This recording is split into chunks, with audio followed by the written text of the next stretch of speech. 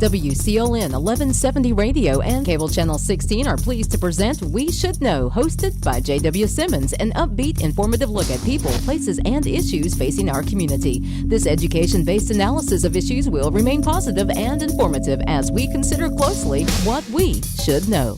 Ladies and gentlemen, welcome back. Thank you for being with us today. We Should Know is on air. We're coming to you from Star Communications Channel 16, WCLN Radio, summation in the Sampson Weekly newspaper, bringing you information, topics, subjects that you may want to know a little bit more about, or maybe you've heard of. Or it could be a situation you just never heard of this subject or what we're talking about. So we're really scoring on all channels if we're doing that. We're really fortunate today to have at my immediate right, Aaron Tyner. Aaron happens to be the youth pastor at Mount Vernon Baptist Church in Clinton. If folks don't know where that's at, go out 403, a place called Pine Ridge out there. And they got a nice campus out there.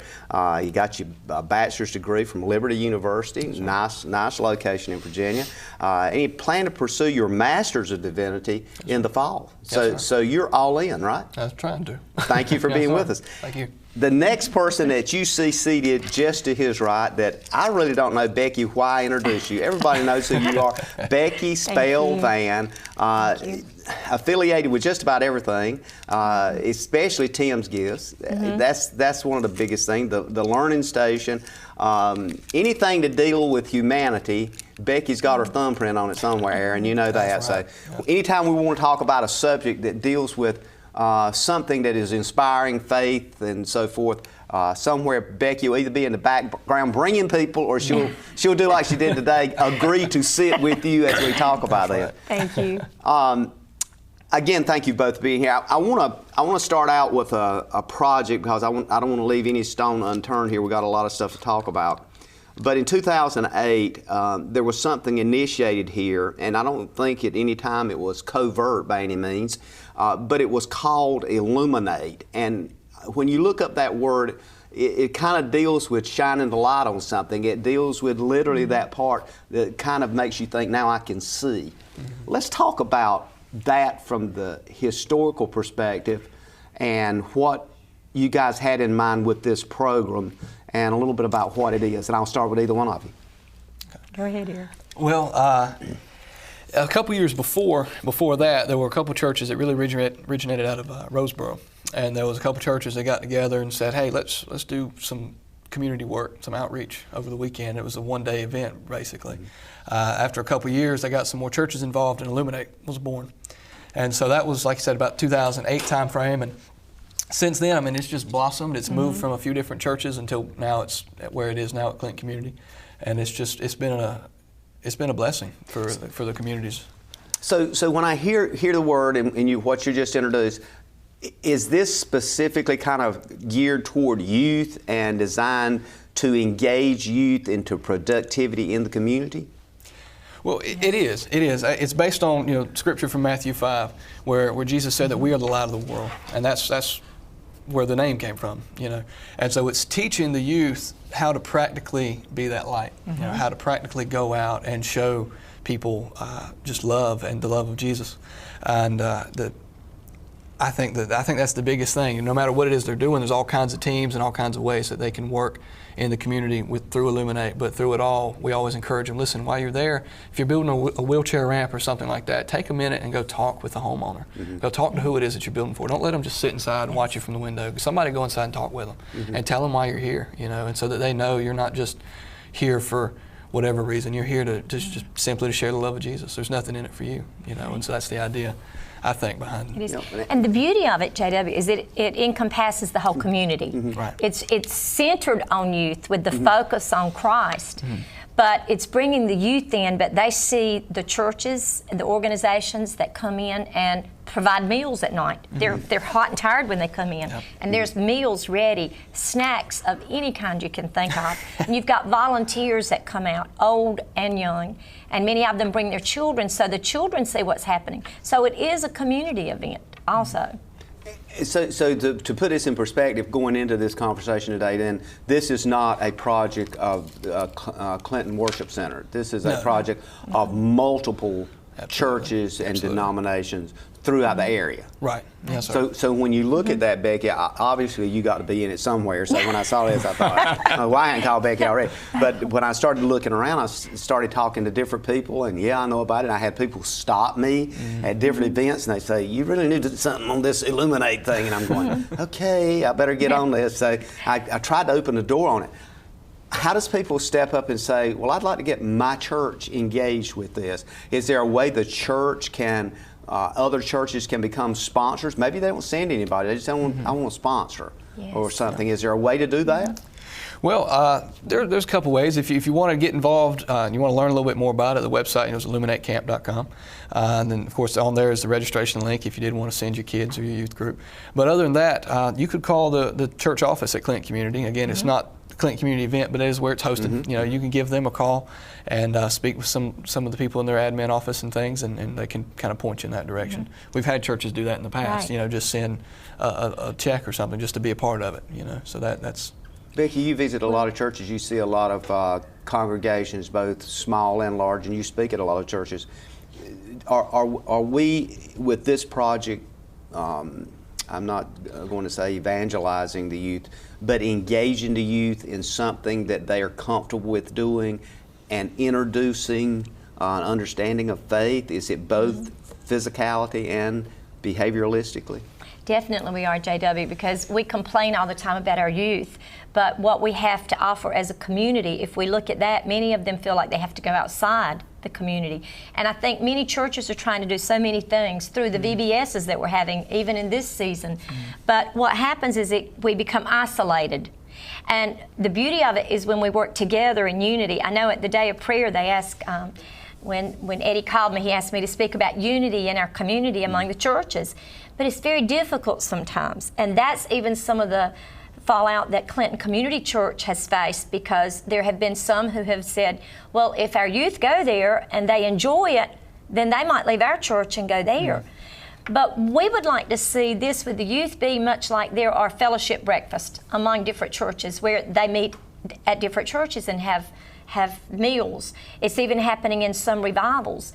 And we would love to see that in our community, that we could encompass one another, and you know, we may do things a little differently, the youth may praise differently, but you will see all kinds of things that illuminate. Last year at the closing ceremony, it was packed. It was. We did things a little bit different last year, and we had a lot of people from the community come out. Young and old. Absolutely. People came out, and that people are invited to come see what's going on.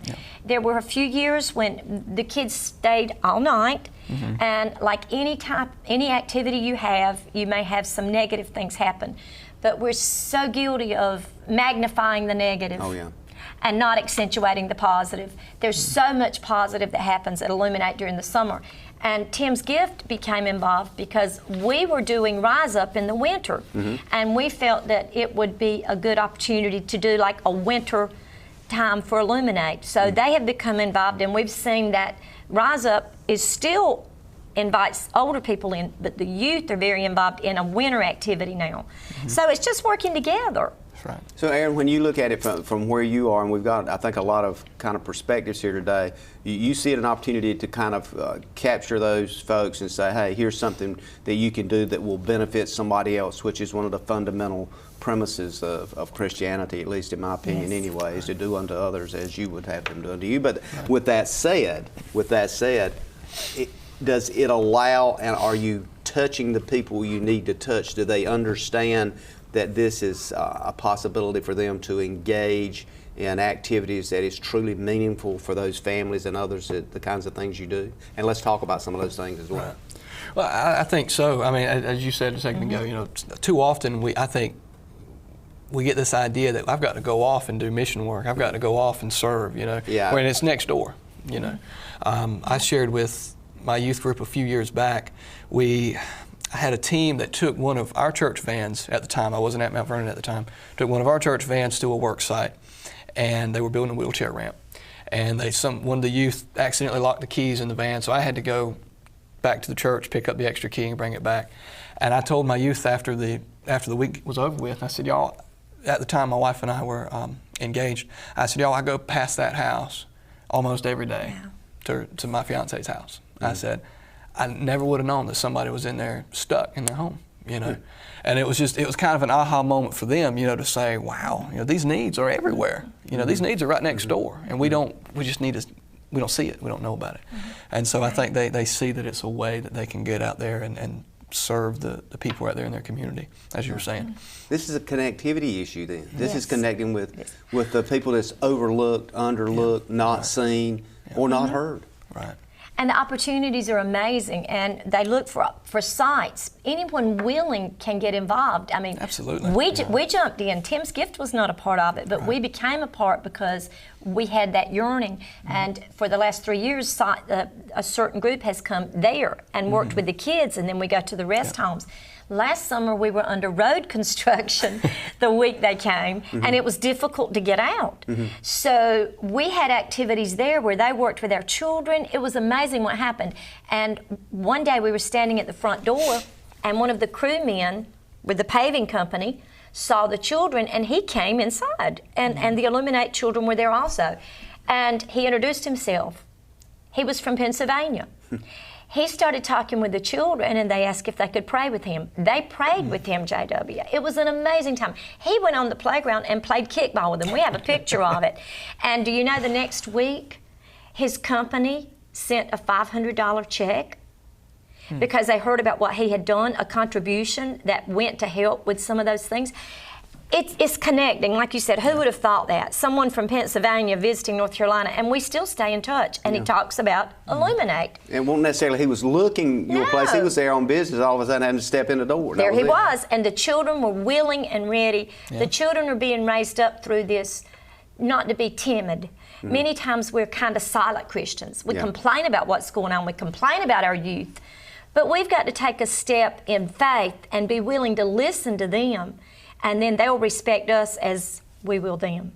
Well, I think when we talk about this subject, that a lot of folks are probably listening today and thinking, well, I'd like for them to talk about so-and-so, or I'd like for them to mention this and that and the other. So when we come back from the break, I want to kind of, if it's okay with you guys, I want to kind of take the harness off all of this thing, and let's just go where we need to go with it. Okay. Ladies and gentlemen, please stay tuned, call a friend. We'll be back in a moment. We're talking about Illuminate and other things around Christianity. Experiencing slow internet? If you have a fast internet package, the problem is most likely your wireless router. With more devices using Wi-Fi, your wireless router may not be able to deliver the speed and coverage you need. We now have the leading solution to enhance your internet experience. Using small devices in a mesh network, these Wi-Fi appliances cover just about any size home so that all your devices can operate to their fullest potential. Whole home Wi-Fi from Star Communications. Get the most out of your internet connection. Ladies and gentlemen, welcome back. Thank you for being with us today. We're talking about we're talking about faith. We're talking about things built around that. We're talking about things that grow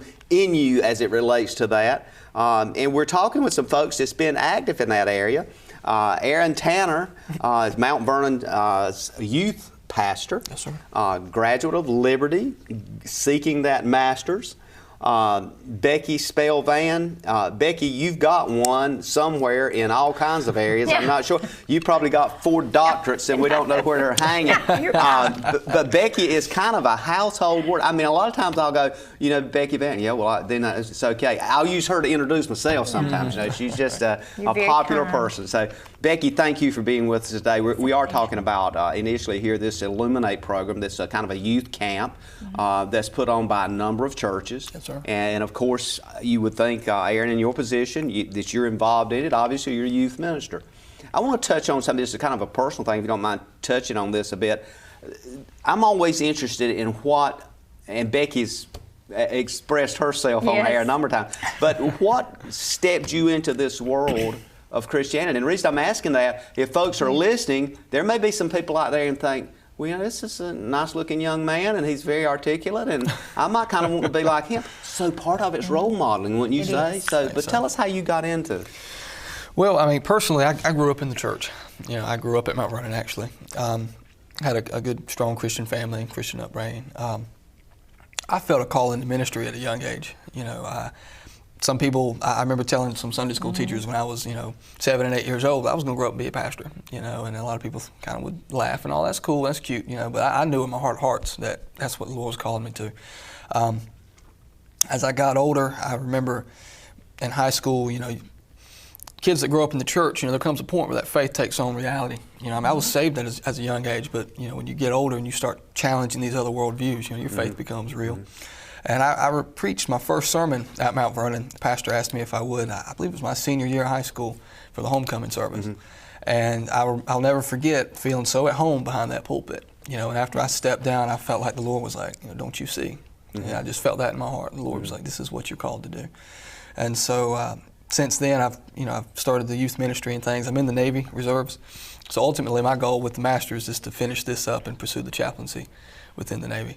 And so, but I grew up in it. I grew up in it. But I've had some folks tell me, well, if you didn't grow up that way, would you believe it? And I tell them absolutely, because I've had these moments, had these encounters with the Lord, throughout my walk and these challenges and things with the Navy and stuff. So you see that experience then, and it sounds like what I just heard you say. You see your faith as the rock, as to what kind of holds you there. Right. Yes, okay. sir. So Becky, what I'm trying to do here, I guess, so you've probably already picked up on this. I'm trying to get a sense of this thing that folks talk about a lot, that deals with the word faith. That sometimes we talk about it in the third-party sense, or we talk about it and use the word spiritual, and some people say, well, I just can't connect to that. Recently, in fact, just as the past 24 hours, I've noticed a lot of media coverage on something that they're calling a cultural shift, that we're now in a country that is going through a cultural shift. So we must identify with different things and allow greater margins for other folks. Can Christianity deal with a cultural shift? Maybe, you got. I'm gonna let you start. Well, and it is so involved when you think about it, yet it's so simple. We are the ones who complicate it, JW. We really do. Because yes, there are people who believe differently and have different ways of worship, whatever. Jesus didn't go around and condemn everyone, and he went outside the walls of the church. He stood up and taught in the church. But it was outside where people were changed. And that's what we've got to do. If we become so set in our ways and Pharisee-minded, then we can't do the work of Jesus. We've got to be his hands and feet. And it is different. But I can imagine our grandparents thought things were pretty different too when we were growing up. So we can't sit around and complain about it. Yes, it is difficult, but we don't have to conform to things. We can take our stand. It just might mean we have to change some friendships. We might have to change places we go and things we do. But you can still be happy and be closely connected to God. I think we've compromised too much. I think so. Like you said, we complicate things too much sometimes. We get too fixated on our traditions, our habits, or whatever, not between denominations or between particular churches. But at the same time, as you said, we do have to stand that ground. Cultural shift or not, the gospel is the gospel. And that's what we're trying to teach these youth. That's what we're trying to get across to these kids. That the gospel is forever. The Bible says that God is the same yesterday, today, and forever. Your culture is irrelevant to the truth of the gospel. There is but one way to Christ. Should we see the scripture and the word as factuality, or should we see it as interpretive in nature? And I bring that up because of what you just said, Aaron, is that oftentimes folks will read something, maybe it's in the Old Testament, and there's some pretty heavy stuff in the Old Testament, as we all know. So they'll read that and go, well, that's what that says, so we should do exactly that. Sometimes it gets a little bit hard to find your ground and your footing there, does it not? Yeah. Well, it does if we allow the enemy to play with our mind, but it's factual. I mean, the Bible is the Word. And 2 years ago, we had a gentleman who walked in Tim's Gift and sat down at the prayer table, and I was not ready for what he said to me, Tyner, because he said, do you think Jesus is the only way to heaven? And I said, yes, I do. And he said, if you had been raised where I was, in the country where I was, you wouldn't believe that. Don't you think you're being hard because you won't accept other people's views? And I said, but the Bible, I believe in the Bible, God's Word. And many even now are teaching in seminaries that maybe not the whole thing, maybe the bush was not burning, maybe the Red Sea didn't part. And while we have to, that's been going on for ages. But in our hearts, when we're connected to Christ, He gives us the strength to stand. But we have to be careful how we do it. We have to do it in humility and love like Jesus did, and not waver. Because He tells us in that Word, if we're like the waves in the ocean and we're going back and forth, we can't do that. Dr. David Jeremiah is preaching a series of sermons on that right now, JW, and it's so informative, and it helps us strengthen our faith. But it is hard. We just have to be connected and not allow people to penetrate into what we know is right in our hearts. Where does that understanding fit for you, Aaron, as a youth pastor, and you're dealing with, I'm assuming, preteens and teens and all that kind of thing? Do you ever see those questions? Because obviously the brain matter is still forming according to the books I read up to about 18 to 21. Right. Of course, some of it I'm not sure ever develops, but anyway, we'll talk about that. I believe it. Yeah. Well, the youth today, well, at any day, I mean, we always said youth today. I mean, that's not true. At any time, and any day. They're getting faced with so many worldviews and so many different opinions and things. One thing that I try and stress to my youth, is I'm here. I always tell them I'm here to give you a reason, for your faith. I want you to, when someone asks you why do you believe, I want you to give an answer. The Bible tells us that to always be prepared to give an answer for the hope that you have. So I think it absolutely does.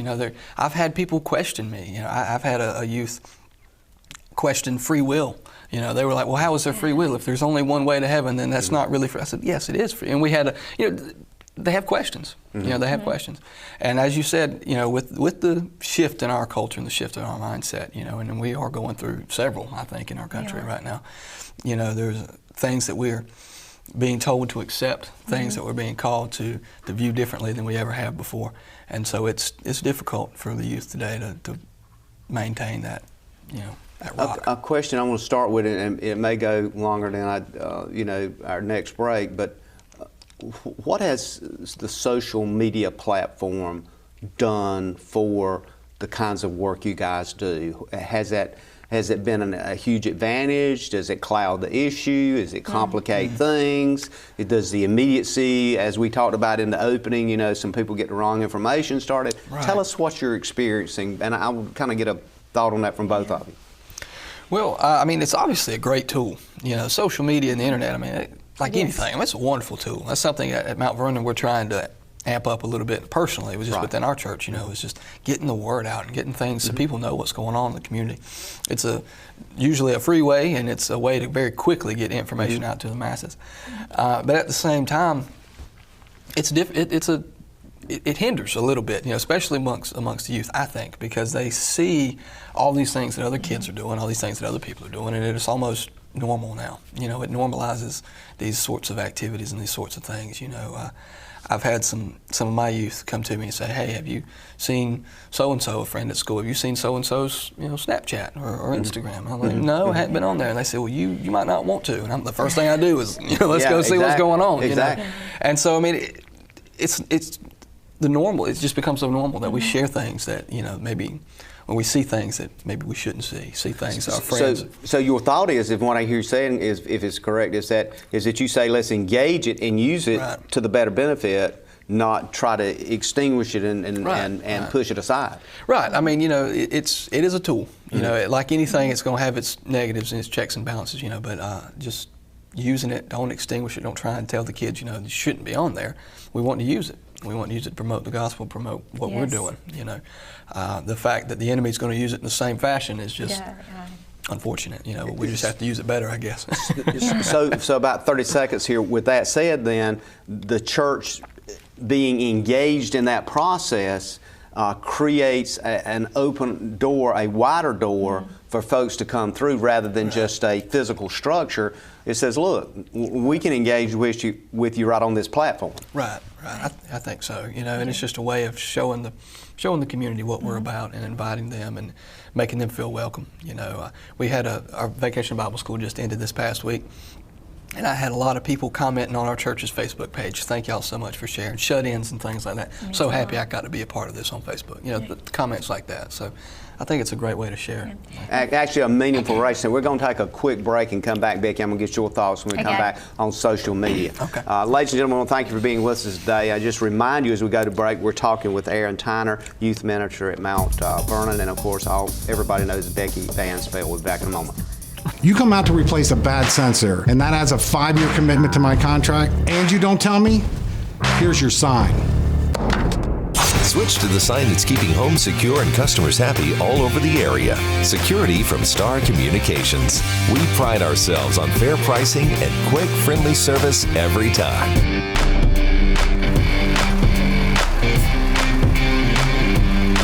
Somebody trying to break into this place? Security from Star Communications. Ladies and gentlemen, welcome back. Thank you for listening to our sponsors as they give us a little shout out each and every break. I do appreciate you also maybe using those sponsors that sponsors this show, and I'll welcome anybody that's out there interested. We'll try to get you a slot in here as a sponsor to help us stay on the air and try to do the things we're trying to do, which is to inform you. We're talking again with Aaron Tyner, the youth minister at Mount Vernon, and also Becky Vann. Has been around for a while, and I always Becky's one of my go-to people. But Becky, we're talking about social media, and of course we just heard from Aaron, and I'm kind of shaping this as kind of an age thing too, but for my genre, I've got a little different slant. Give us where you think and what social media as it relates to the plus and minuses maybe.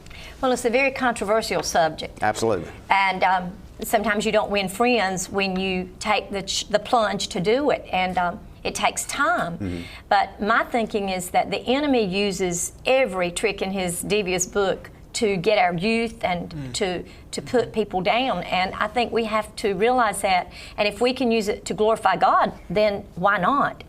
But we have to be careful with it because we know there are many pitfalls, and I think that's why some people shy away from it. We've even had someone who called us at Tim's Gift and said, why do you share things? Because the Bible says don't let your right hand know what the left hand's doing. But what we've realized is that many people, everybody has a story to tell, JW, not just us. Everybody has a story. But some people don't have the means or don't feel comfortable. And what we started doing 3 years ago at Tim's Gift is we do short videos with my phone.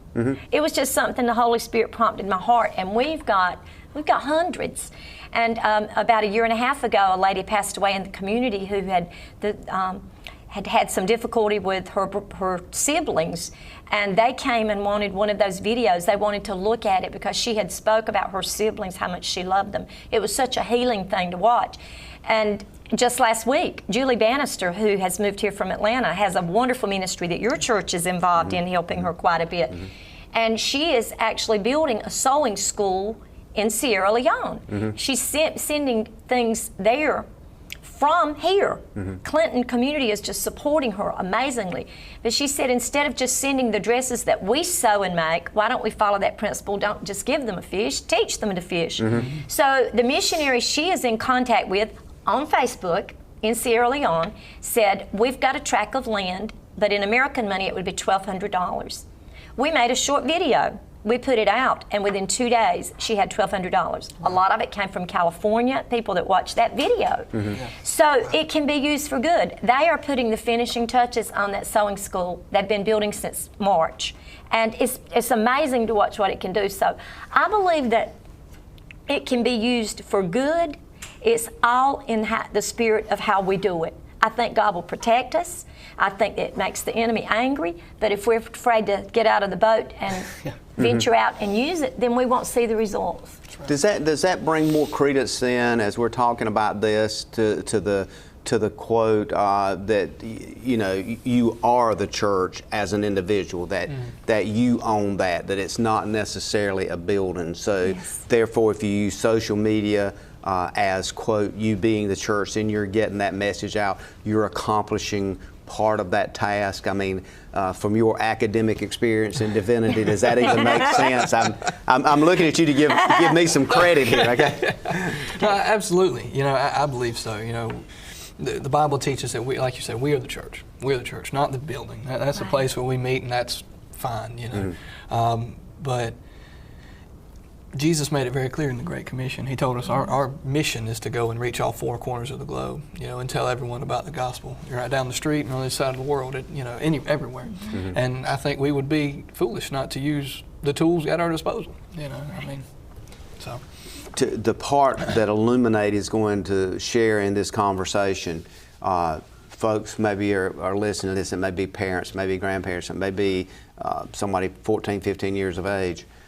What are you going to ask them to do? I mean, I've read the material. You've done a lot of stuff in the past, everything from ramps and right on around here. But what could they expect? That kind of give us or give them a picture walkthrough. They arrive on what date? July what? Well, this year we're starting on Wednesday. Okay. And we're going. Usually it's going Sunday through Thursday. Mm-hmm. This year we're doing Wednesday through Saturday. Okay. And the check-in is around 4:30 that first afternoon. They're going to come in.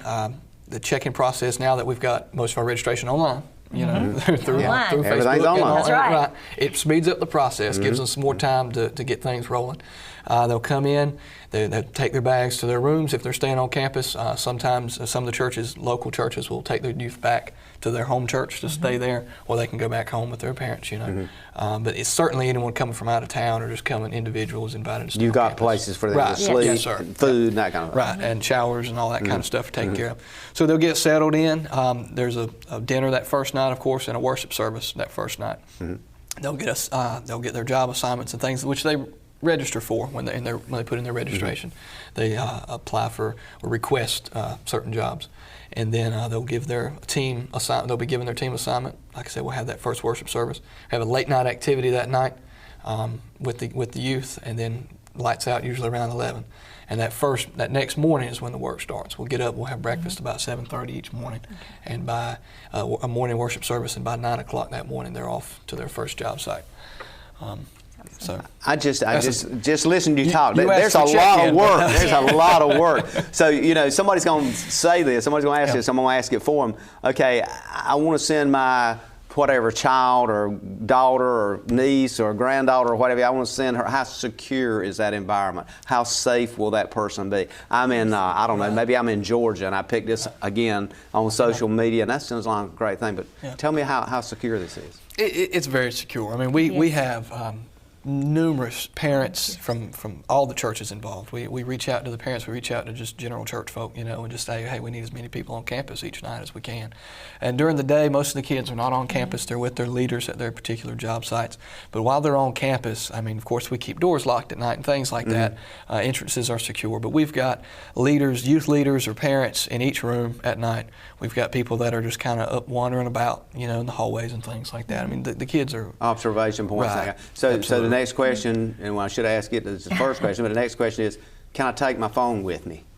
Well, you can take it. You can bring it. Well, that's going to get asked. Absolutely. No, we don't tell the kids they can't have it with them, of course, especially those staying on campus. They're going to be gone a week, But we obviously... try and keep the kids from having it out during worship services on the job sites and things like that. Again, as we said a little while ago, the point is to be the light of the world, to be that light for Christ.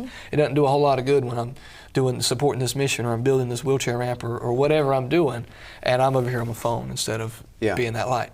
So instead of being hands-on. Right. Yes, sir. So I mean, really, we kind of we stress that, and we try and enforce that. We also reach out to the parents. We ask for their support. Hey, make sure that your kids understand this going into it. That we're doing something greater than ourselves.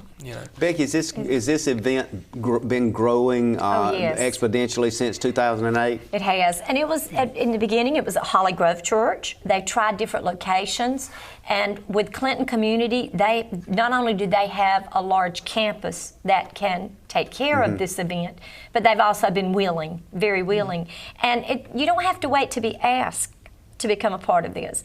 We encourage people in your churches to ask your pastor, your youth pastor, are we going to be involved in Illuminate? Absolutely. Call. You can get on board. It's people being excited and energized to do it. We're looking for people all the time. And there's so many people we should give a shout out to. I know with the food, that's a very important part for youth. Gail Grantham from the very beginning. Gail was asked if she would head it up. And what a commander-in-chief she is. She gets in touch with different churches and groups, and they bring in meals. They have breakfasts that the kids look forward to. The food is a wonderful aspect of it. And then the worship and leaders from the board of directors, that has changed somewhat, but it's evolved. It has grown. And anytime we start something, it doesn't always turn out exactly like we think in the beginning. We have to be willing to change. It's changed for the good. I think it has, and that's really kind of gets into this year. It's the 10th year of official Illuminate. Again, those first couple of years with a couple youth groups getting together, but official Illuminate. This is our 10th year anniversary, and we've been trying to push it and grow it a little bit. And Pastor Dwayne, the youth pastor at Clinton Community, has been a part of it for many, many years. We definitely have to say Dwayne Dunning, Pastor Dwayne Dunning. Good old PD, right? He's had a huge hand in it for the longest time, and he's been trying to push it in a different direction for a long time. Not to change anything about it, but to bring unity, to bring it together and grow it some more. And we've kind of decided this year, with it being the 10th year, we've added a slogan to us this year, and it's more than a camp.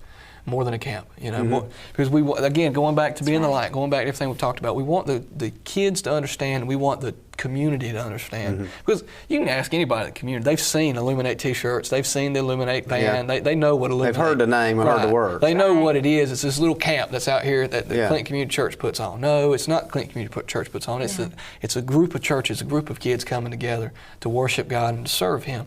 And it's more than just a camp. If you want to just go and have fun, you can go to any summer camp, but this is more than that. So, and I think what I hear you saying is as long as it's able to work as effectively it is at the location that's there now, which is Clinton Community, that's probably where it'll be until you get either so large or something that something happens. Do you see it reaching that point, size-wise? Well, I think we've been praying about it, and that's right. Pastor Jonathan out towards the Dunn area, he's been a part of the board for a couple of years, and he's expressed interest. His group's coming a long ways for Illuminate, and at the time, my first couple of years, I was in Cumberland County, so it's growing. It's breaking county lines at least, and the idea has been tossed around of maybe starting a new one. Pastor Jonathan says, hey, maybe my church can host another one in a couple of years, And so the same thing, same time, but multiple locations. So I'm thinking it might get to that point, that especially as we grow beyond our own community, have some other churches jump in. And the idea that we're having is maybe at the same time have the camp going on, come together for worship services, but we do our work over here, and that church is leading up. They're doing their work in this town, that kind of thing. So it's getting there, I believe so. We're going to take another break. When we come back, I want to kind of explore this a little bit more and maybe take some other directions as it relates to faith and faith-based work. Ladies and gentlemen, stay tuned. I'll call a friend. We'll be back in a moment. To get the most out of your electronic devices, you need a strong internet connection and a protected home Wi-Fi network. You need high-speed internet from Star. Star has the fastest, most affordable high-speed internet service available for all your devices. We have no long-term contracts or high-pressure sales. Our service speaks for itself, and switching is hassle-free. We take care of everything with free installation from a local company. High-speed internet from Star. Internet at the speed of life. Ladies and gentlemen, welcome back. We're coming up on our last segment of the show. We're talking about Illuminate. We're talking with Aaron Tyner, who is the youth minister out of the church called Mount Vernon Baptist Church. Yes, and of course, Becky, spelled Vann. We're talking about this Illuminate event, and we've got off on a couple other segues. I don't want to necessarily close the door on anything, but I do want to get in the conversation a bit about this, what you're actually going to be doing. What if I'm a young person and I'm thinking, well, maybe I want to do that, or I'm a parent or somebody and I'm going to send somebody. I want to know a little bit more detail about what I might sign up for. Now, that's on the website. Yes, sir. So when they register on the website, they can look and say, I want to build that ramp, or I want to go to visit some senior citizens that's in living facilities or something. They can actually sign up for that. Yes, sir. I'm going to leave some job sites out. I always do when I try and list them. We've got so much stuff for the kids to do. When they go to the website, it's illuminatecamp.com, and it's like I said, it's fully functional. I mean, they've got the registration online and everything. Once they go on there, they can select 2 to 3 job site preferences. And again, what we've got wheelchair ramp crews that go out and they build wheelchair ramps for shut-ins and things. We have teams that go and collect food for food drives, that go to support local food banks and things of that nature. We've got a Stuff the Bus crew that goes and collects school supplies for a ministry that Clinton Community does right before school starts back. It's a wonderful ministry they get to be a part of. We have this year, we're actually doing 2 evangelism crews. In the past, we've always had 1 evangelism team that would go out in the community and just evangelize. Just the kids walking through downtown. You've probably seen them marching around, if you've been in town during Illuminate before, And over the years, it turned into a prayer team. They would go and we were just praying through the community, go and pray at the sheriff's department and things like that, fire department places. And so that was a wonderful thing. And we'd always cut loose early and come back to the church to pray for the worship service that night. I've kind of been a part of that team the last few years. But we talked about it this year, we realized, well, it's not really an evangelism team anymore, it's a prayer team. So why not do an evangelism team and a prayer team? So they're going to have both of those options now, There's several VBS teams. We have VBS sites Vacation Bible School sites going on all through town, one in Roseboro. I mean, it's a great thing. And then there's teams that sew dresses. There's what we call a flex crew. That's a team that just goes and just odd jobs through the community as they come up that week. Sometimes they've got a schedule laid out, sometimes they don't. Sometimes it's just day by day what comes up, go and help. And then I think this year we're having a team that's going to go and help with the Clinton City School District. They're having the schools are changing a lot of grades are moving around with the schools and the locations, and so they need a lot of help moving desks and moving materials and things, and so we've got a team that's going to go and be a part of that. I know I'm forgetting something, I'm sure, but those are some of the options that they have there for the kids. One of the things that strikes me, Becky, is as Aaron was talking about that, is I guess the challenge for me listening to that is how do you pull them away from that device long enough to move stuff? And I mean, I'm not saying, this is not a put down by any means, but it's physicality used to be during my day, when anybody says that, they're old. So during my day, you didn't have a choice. You had to get up and because you were basically supporting the food that was on your table, and it didn't matter whether you were 8, 10, or 12 or what have you. But given the fact now we got laws that's made that illegal, they got to do something. So how do you inspire them to do that rather than them feeling like, well, I've got to do this because somebody sent me here or what have you. This is not a punitive event. No. This is an inspirational event. So what I guess I'm trying to get to is, where is that inspirational piece? The youth are no different than we are as older generation. It's simply taking that step of faith to get there. And once many people have been shy about going, or they might have felt like they wouldn't fit in. There are all kinds of factors. But you're getting an opportunity to worship with youth from so many different churches and genres. And so when they come together and they have that first worship service, and they mingle and they mesh and they realize, hey, we've all got the same aspirations. We're no different than the guys over in Cumberland County or down near Dunn. And they start coming together as a group, and by the end, they have bonded. There's such love at the altar. If anyone has not been out to one of the night services, we would encourage you to come. And they're open to the community. Yes, they are. Right. And they're so inspiring. And those youth take charge. They move. The Spirit moves, and they go up to that altar. It is a true time of worship and praise. By the end of the week, those students or those youth who have come, there's no feelings of, why did we do it? And there's no, even with the phones and things, they're focused on what they are there for. That's right. A 14 to 15-year-old's listening to this, or 16-year-old, or again, a parent, and they say, well, if I go to that, that's just for kids. I'm 14, I'm not a kid anymore. Help us kind of debunk some of those thoughts before they get out there. Right. Well, first of all, it's a youth camp. I've had several of my students that have graduated high school and come back. They wanted to be a part of it in the next couple of years, and it gets to a point where it's like, okay, you can come back, but now you got to be a helper. You know what I mean? That's right. They'll come and they'll be a student again for a year, maybe 2, and then they want. Some of them still come, and they just start volunteering and start being a part. So it's nothing like that. It's nothing childish or kiddie, or anything. Yeah. You ask where the inspiration comes from. I only know it's the Lord, the Holy Spirit. Because you're right. This right here is it envelops so many people's minds, but just ask the kids. They go, they come back, and they can't wait for next year. That's right. And so some things I can't tell you, why you need to be here, but I can point to you people that say you should, and just come out and give it a try. If you've never been a part of it, and this would be a great year. I've actually had a youth in my current church that has never been to Illuminate, and they said, I've been meaning to go, but I've never been able to. I've always had a conflict or something, And I said, well, this is the perfect year because we're bringing a lot of new stuff, a lot of new work teams, but we're also incorporating a lot of things from the very beginning, the first couple of years. And I don't want to share too much of what the surprises for the kids, but we're bringing back a lot of stuff that some fan favorites, if you will, and incorporating a lot of new stuff. So it's a great time to be. So that's why I really appreciate you doing this. Sure. For us, Yes. Age range. Give me some idea about age range. We just kept using the word youth. But give me some age range. Well, it starts with rising 7th graders. That's the first year, rising 7th grade. So any youth any teenager or preteen that has just finished their 6th grade and going to be in the 7th grade next year. It's going to be in 7th grade this coming up school year.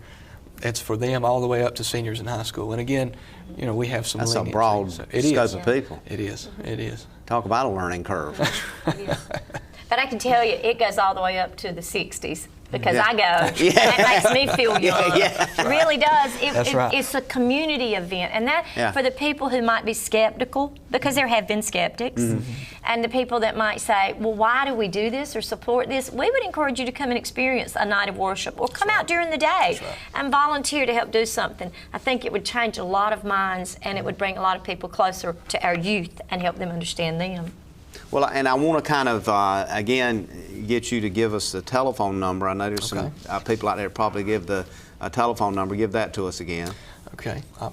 Lost my place. And we would like to say Dwayne Dunning, Pastor Dunning, again, at Clinton Community Church, has been instrumental in keeping the fires going when they could have easily fanned out. But that it takes sparks, and we've seen those sparks come to life, and it's an amazing event. That's right. That's right. So if they did have any questions, if they didn't want to go online, 910-592-3624. 3624. Yes, sir. So parents should not look at this as sending their child to a camp for punitive measures. It should be for inspirational acts, correct? That's right. Because I'm sure somebody will say, well, I need to get them to doing something. If you can get them moving stuff and get them off of that couch, and that will be. I mean, you can hear these people as I can hear too. Say, and I think that's probably a true statement. You go to camp to be active and be busy. So that's been answered. They will be active. Absolutely. They will be busy. Absolutely. They will be close enough by if you're from anywhere from this area that if somebody wants to come by and check on them, they can do that. Right. It's not like you're closing the gate saying, look, you're not coming back. Is there something that is going to be a key point for you that when you guys reach a certain number that you're going to say, well, we've got to look at some other location? Is there a kind of a dead drop zone? We got to go, hey, we got to have some more people or something. Well, I want to say we can house just under 200 or something, somewhere around that range. We've had, I think, 170 in some years past, something like that. That's getting to about the max that we can handle, as far as staying on campus overnight. But that's why we introduced the idea of sending them back to their home churches to stay or whatever. And so the youth pastors that bring their youth can take them back, and stay there. So that kind of opens it up. Really, we can have as many kids as we can have job sites for. That's right. And that was this year. We've looked at it. We said, well, what are we going to do if we run out of job space? Well, we'll make more jobs. We'll make more job sites. We'll have more wheelchair ramp teams. And that's another thing that comes back to needing the support, more support. So, if there's an adult that says, "Hey, I'd like to get a part," well, then please give us a call. Let us know, because we need as many adult help we can get. That gives us more teams we can have. So, I'll pick up on something you said, and I think the first or second segment. There's missionary work in other countries around the world, and that's wonderful that we're doing that. Absolutely. But in reality, we've got a lot of mission work that needs to be done at our back doors too, don't we? That's right. That's right. And I think that's pretty profound when you think about it, and doing this kind of thing in a community where we have people, as we all know at this table, and our listeners know, that are, I think the correct phrase today is food challenged. They don't have anything to eat. Right. They're hungry. And many people just want to visit. Absolutely. It's just going in. There's so many elderly and people, and we have homeless also. There's a lot of opportunity here. Okay. Quick 15-second wrap up, and then I'll hit Becky. Well, I just really appreciate you having us on here, and it's going to be a great year this year. We've got a lot of new exciting things. You asked me earlier, I failed to say it. July 17th through the 20th. There you go. This year. Yeah, absolutely. Wednesday through Saturday. We got a lot of things coming up for the kids. A lot of exciting stuff. 10 seconds. Yes, we would just like to invite everyone to pray about this, because prayers change things, and we believe it's something that can closely bring our community together. Okay, folks, you've heard it from two people that's telling you the facts here. IlluminateCamp.com. Go to that website. All the information is there. We thank you for being with us today. We also look forward to seeing you again next Tuesday. And as always, may God bless. Thank you for tuning in to this week's episode of We Should Know with host J.W. Simmons. If you have a question, comment, or suggestion regarding this or any episode, please send your emails to weshouldknowedu@gmail.com. And remember to tune in every Tuesday at 2:30 for another informative episode of We Should Know.